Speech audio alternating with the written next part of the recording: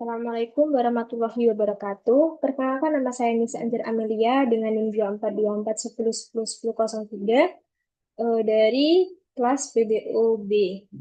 Di sini saya akan menjelaskan untuk soal hasil hasil pengerjaan saya untuk soal remedial UTS PBO tahun 2025. Untuk soalnya yaitu sebuah jasa ekspedisi ingin membuat sistem manajemen warehouse sederhana menggunakan aplikasi konsol. Dalam sistem ini terdapat dua jenis barang, yaitu barang umum dan barang mudah pecah. Setiap barang itu memiliki informasi data seperti kode barang, nama barang, dan juga stok.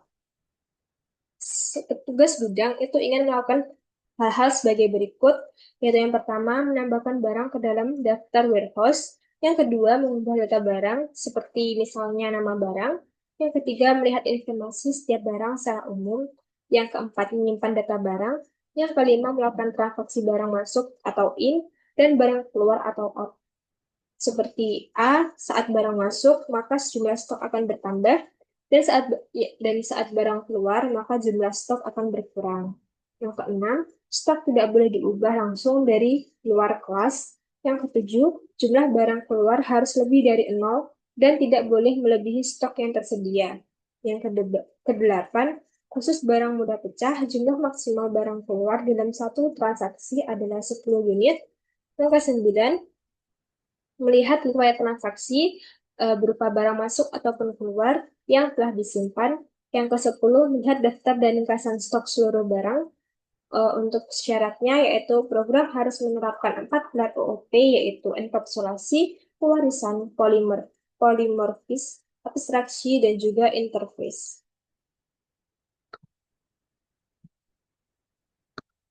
Ini untuk kodenya yaitu using system. Ini berupa label ini berupa Ini digunakan untuk mengaktifkan library dasar dari Visual. Terus interface info barang ini ini ini adalah membuat interface seperti aturan dasar dari sistem tersebut.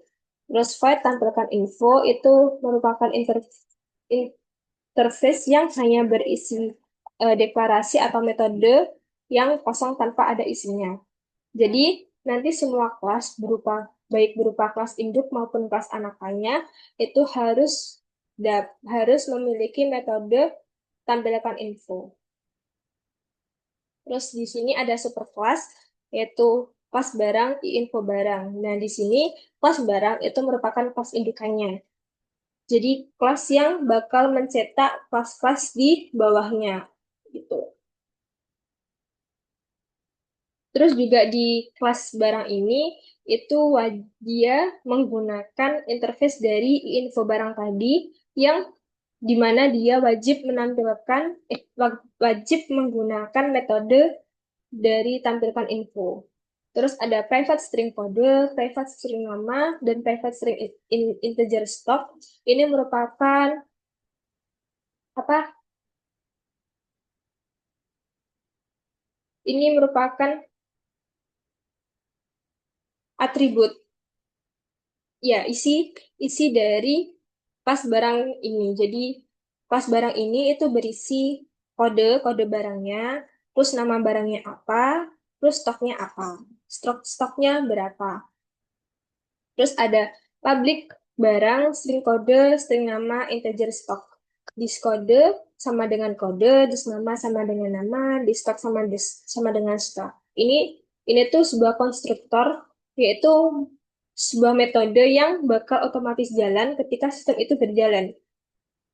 Jadi kalau misal kita buat objek baru, kayak misal barang, barang, barang,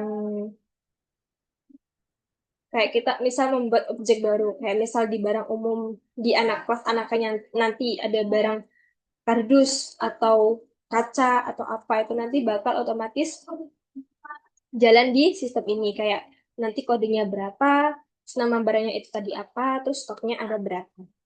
Habis itu, terus juga di diskode ini itu berarti eh, kode ini itu mempunyai parameter kode. Terus ada public string. kode, get return kode, public string nama, get return nama, set nama sama dengan value, public integer stock, get return stock. Jadi ini eh, kita kita dapat mengakses data ini, data dari kode, nama maupun stok ini itu hanya lewat propertinya aja. Jadi data ini tuh bersifat privat, jadi tidak bisa diakses di luar kelas tersebut. Terus untuk public virtual void barang masuk, ini digunakan untuk menjumlahkan barang masuk, ya, untuk menjumlahkan barang masuk. Jadi apabila berupa integer atau angka. Jadi apabila if jumlah barangnya itu lebih besar daripada 0, maka jumlah stoknya itu nanti akan dijumlahkan dengan jumlah barang yang akan masuk tadi. Maka akan ngeprint jumlahnya barang masuk itu tadi berapa, terus jumlah stoknya itu nanti berapa, jumlah stok akhirnya nanti berapa. Else, apabila jumlahnya barang yang akan masuk itu tadi itu lebih kecil dari 0, maka akan print jumlah tidak valid. Habis itu ada public virtual void berupa barang seperti barang keluar, itu berupa integer atau angka. Itu apabila jumlah barang yang akan keluar itu lebih besar dari 0 dan jumlah barang stoknya itu dan jumlah barang itu tidak lebih kecil daripada stoknya, maka stok terstok dari barang itu akan dikurangi dengan jumlah barang yang akan keluar tersebut. Maka akan print jumlah barang yang keluar dan jumlah stok terbarunya berapa. Habis itu else itu apabila jumlah barang yang keluar itu lebih kecil daripada 0, tetapi jumlah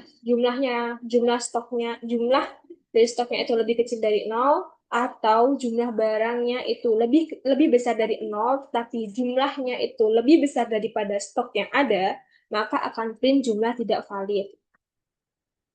Terus di sini ada public virtual void.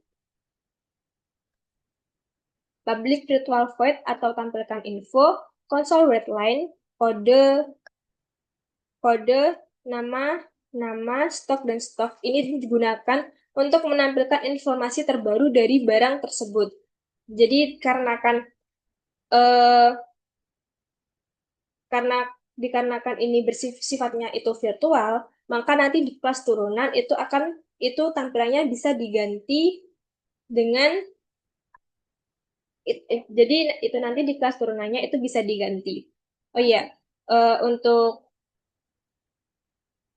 kelas kelas barang ini itu kan tadi sifatnya private untuk apa namanya atributnya. Jadi atribut-atribut ini itu hanya bisa diakses di dalam kelas tersebut, tidak bisa diakses di luar kelas.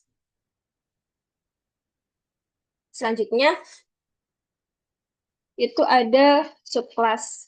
Subclass dari subclassnya yaitu namanya sebentar.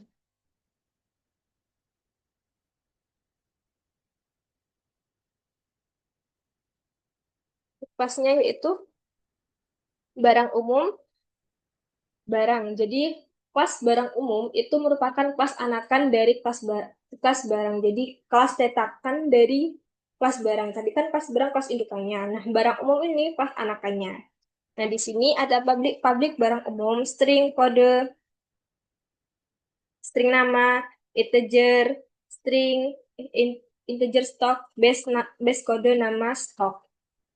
Terus ini itu merupakan sebuah konstruktor yang bakal manggil konstruktor dari kelas indukannya. Tadi kan di kelas indukan ada atribut kode, nama, sama stok. Nah, itu bakal dipanggil di kelas barang umum ini nanti.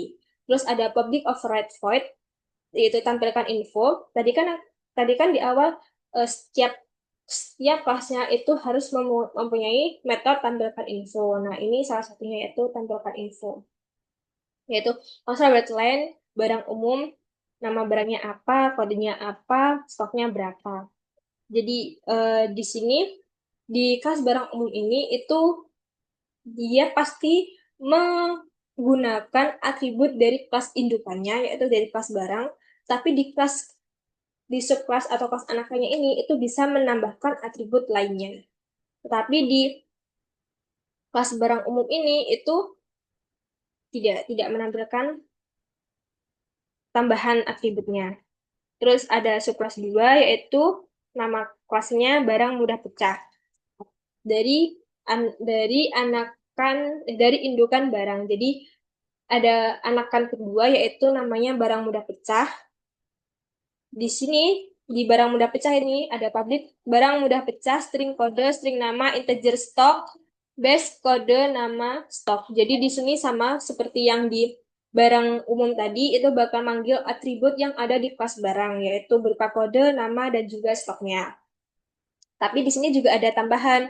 Kalau public override void barang keluar berupa integer, jadi kalau misal barang keluar dari kelas barang mudah pecah ini, itu apabila jumlahnya itu lebih besar dari 10. Jadi kan tadi di soal itu dijelasin kalau misal barang di barang mudah pecah itu hanya bisa mengeluarkan barang apabila jumlahnya itu maksimal 10. Jadi di atas 10 itu tidak bisa. Jadi di sini apabila jumlah barang yang ingin keluar itu lebih besar dari 10, maka akan print maksimal 10 unit per transaksi untuk barang mudah pecah. Dan else apabila jumlahnya itu lebih kecil dari 10, maka akan mengeluarkan barang tersebut atau dikurangi. Jadi manggil manggil metode di barang keluar tadi. Terus di sini public override void, jadi dia juga menggunakan metode tampilkan info seperti yang saya bicarakan tadi. Di sini ada console breadline, barang mudah pecah, namanya apa, kodenya apa, dan stoknya berapa. Terus di sini ada main programnya. Jadi di sini program yang bakal ngejalanin kode-kode di atasnya tadi. Itu ada static void main, berupa barang umum atau B1. New barang umum itu dengan kode U001, yaitu barangnya kardus dengan stok awalnya 50. Terus barang mudah pecah B1, B2 itu dengan barang mudah pecah kodenya M001 berupa barangnya gelas dengan stok awalnya 20. Jadi di sini kita membuat sebuah objek barang. B1 itu untuk barang umum dan B2 itu untuk barang mudah pecah. Di sini console line data awal. Jadi di sini kita bakal nampilin data awal berupa B1 tampilkan info, B2 tampilkan info. Jadi di sini akan menampilkan data awal berupa nama nama barangnya apa, kodenya apa, dan stoknya berapa. Itu untuk informasi awalnya. Terus bakal console line lagi untuk transaksi barang. Jadi di sini B1 itu terdapat barang masuk sejumlah 10. Jadi ini nanti bakal 50 ditambah 10, itu nanti bakal hasilnya keluar berapa. Terus B1 itu juga mengeluarkan barang sejumlah 5. Jadi total dari barang terbaru ini tadi berapa, itu bakal dikurangi dengan 5. Itu nanti bakal nampilin stok terbaru dari B1 atau barang mudah pecah.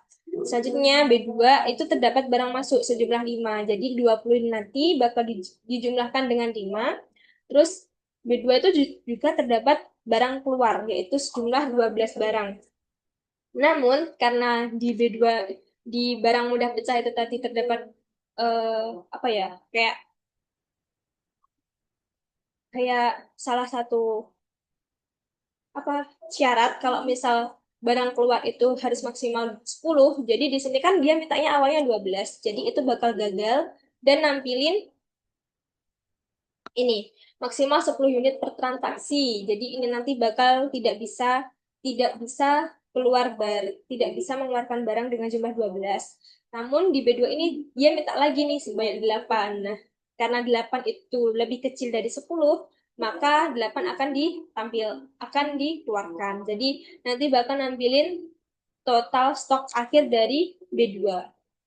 Terus console breadline untuk data akhir. Jadi data akhir ini data keseluruhan dari setelah data-data barang-barang tersebut itu melakukan transaksi apa aja. Jadi di sini B1 itu bakal menampilkan info berupa namanya apa, terus kodenya berapa, stok akhirnya berapa, terus B2 juga bakal seperti itu kayak nama barangnya apa, kodenya berapa, dan jumlah stok akhirnya berapa. Mungkin di sini saya akan menjalankan kodenya ya. Jadi di sini untuk output dari kode tersebut, kode yang tadi yaitu untuk data awalnya itu berupa data barang umum atau B1, yaitu nama barangnya kardus dengan kode U001 dengan stok awalnya yaitu 50. Habis itu ada barang mudah pecah atau B2 dengan nama barang itu 11, kode M001 dengan jumlah stok awalnya yaitu 20. Untuk transaksi barangnya, eh, yaitu terdapat 10 barang masuk untuk barang umum. Jadi stok barangnya 50 tambah 10 sama dengan 60. Terus 5 barang keluar untuk barang umum, jadi sisa stoknya 65 sama dengan 55. Terus ada 5 barang masuk untuk barang mudah pecah dengan stok awalnya itu 20 ditambah 5 sama dengan 25. Nah, tadi kan terdapat 12 permintaan barang keluar, tapi dikarenakan di barang mudah pecah ini maksimal barang keluar adalah 10, maka akan dan maksimal 10 unit per transaksi untuk barang mudah pecah. Setelah itu kan tadi minta 8 barang keluar. Jadi 8 barang keluar, jadi 25 min 8 sama dengan sisa stoknya adalah 17. Habis itu adalah data akhir. Data akhir ini merupakan hasil akhir dari semua data yang telah melakukan transaksi ini. Jadi barang umumnya atau B1, nama barangnya kardus, kodenya U001, stok akhirnya adalah 55. Barang mudah pecah yaitu 11 dengan kodenya M001, stoknya adalah 17. Mungkin sekian yang dapat saya sampaikan. Wassalamualaikum warahmatullahi wabarakatuh.